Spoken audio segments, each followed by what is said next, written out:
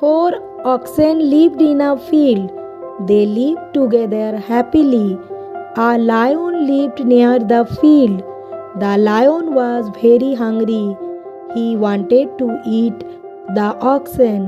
The oxen stayed together. They were strong together. The lion could not harm them. One day, the oxen fought. They became angry. They went away from each other. Each ox stayed alone. The lion saw this. He attacked one ox. The ox was weak alone. The lion killed the ox. He killed the others too. The oxen were not united. They learned a lesson. Always stay united. The moral of the story is, united we stand, divided we fall.